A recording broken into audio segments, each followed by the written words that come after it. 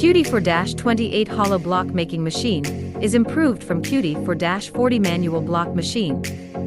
The difference is there is a hopper on the block making machine, so the QT4-28 hollow block making machine can be matched with a belt conveying machine to conveying raw materials into the block machine hopper.